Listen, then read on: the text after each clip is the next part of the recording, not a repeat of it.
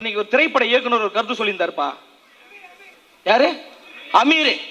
அமீர்லாம் நமக்கு கருத்து சொல்லலாமா?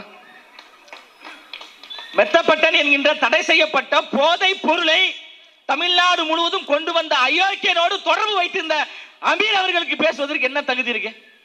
அவனுடைய பணத்தில் நீ படம் தயாரித்து விட்டு, அவனுடைய பணத்தில் சம்பாதித்து விட்டு, கொளுத்து விட்டு எங்க தலைவர் அவர்களை பார்த்து பேசுவதற்கு அமீர் அவர்களுக்கு என்ன தகுதி இருக்கு? நாவடக்கத்தோடு பேசணும். போதை ஆசாமிகளோடு தொடர்பில் இருந்த நபர் கருத்து சொல்றாங்களா? தமிழ்நாடு முழுவதும் சட்ட ஒழுங்கு சந்தி சிரித்து கொண்டிருக்கு. மக்களுடன் ஸ்டாலின். எந்த மக்களோடு இருக்கிறீங்க? அவங்க வீட்டில் இருக்கிற மக்கள் 60 பேர் இருப்பாங்க போல, அந்த மக்களோடு தான் அவர் இருக்கிறார். எழும்பூர் பகுதி மக்களோடு நீங்க இருந்தீங்களா? 4000 கோடி. யாரு? நம்ம மேயர் பிரியாக்கா. சென்னையை நாங்கள் சீரமைக்கிறோம், மழைநீர் வடிகாலியை நாங்கள் கொண்டு வருகிறோம், 4000 கோடி ஒதுக்கி இருக்கிறோம். எங்க ஒதுக்குனாங்கன்னே தெரியல. அப்புறம் தலைவர் இன்னைக்கு பேசினாரு பாருங்க, மகளிர் தினத்துல 30% கமிஷன். ஆனா இந்த 4000 கோடியில 100% கமிஷனே அங்க போயிடுச்சு போல அண்ணா அறிவாலயத்துக்கு. மழை பெய்தால் மிதக்கிறாங்க, வெள்ளத்துல மிதக்கிறாங்க.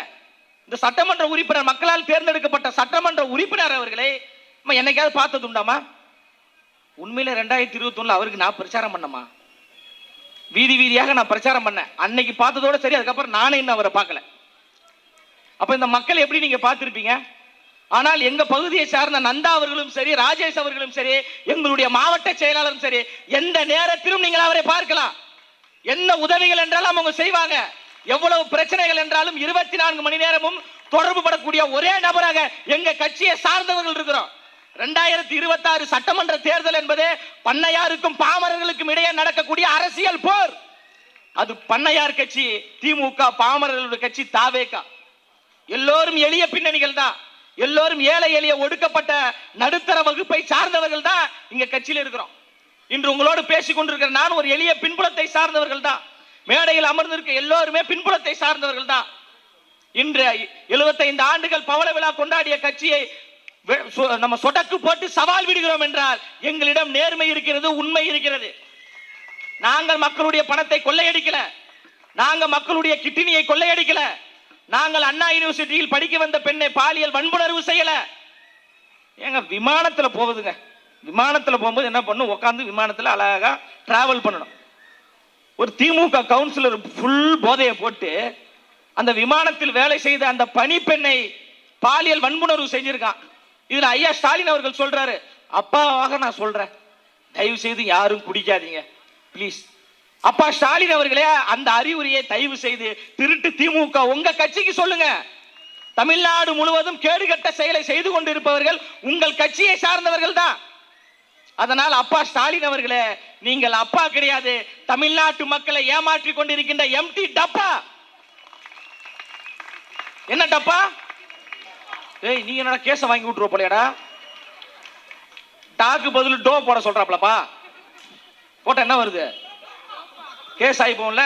எனக்கு பிரச்சனை இல்ல, மாவட்ட செயலர் மேல தான் கேஸ் ஆகும். திமுக 3 வகைப்படும். எத்தனை வகைப்படும்? திருட்டு, இருட்டு, உருட்டு. நாம் எல்லோரும் சேர்ந்து திமுகவை அடித்து விரட்டு. இன்னொரு 3 வகைப்படும். திமுக 3 வகைப்படும்.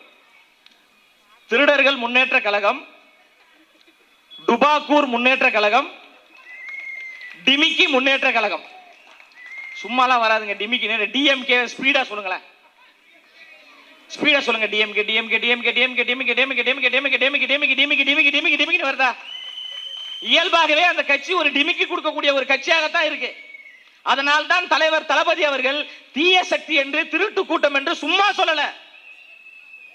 ஏங்க, அரசு வேலை கொடுப்பதற்கு, அரசு வேலை பணி மாற்றம் செய்வதற்கு 30 லட்சம், 40 லட்சம், 50 லட்சம் என்று இதுவரை 1020 கோடியை மோசடி செய்த ஒரு நபர் தான் திருச்சி KN நேரு அவர்கள். அவர் மீது வழக்கு பதிவு பண்ண சொல்லியிருக்கு நீதிமன்றம். இன்று வரைக்கும் வழக்கு பதிவு பண்ணலங்க. நம்ம மாநகராட்சி அலுவலகத்துக்கு வெளியில தூய்மை பணியாளர்கள் தங்களுடைய பணியை நிரந்தரமாக்க வேண்டும் என்று போராடிய போது நீதிமன்றம் வந்து அவங்களை கைது பண்ண சொல்லுச்சுன்னு சொல்லிட்டு வலுக்கட்டாயமாக கைது செய்ய ஐயா ஸ்டாலின் அவர்களை அதே நீதிமன்றம் சொல்லுகிறதே KN நேரு அவர்கள் மீது வழக்கு பதிவு செய்யுங்கள் என்று சொல்லுதே. ஏன் இது வரைக்கும் நீங்க பண்ணல? பண்ணுங்க. தன்னிடம் இருக்கக்கூடிய சொத்தை நாட்டு மக்களுக்காக கொடுத்தவர் ஜவஹர்லால் நேரு. நாட்டு மக்களிடம் இருக்கக்கூடிய சொத்தை தன்னிடம் ஆட்டைய போட்டவர் இந்த திருச்சி KN நேரு.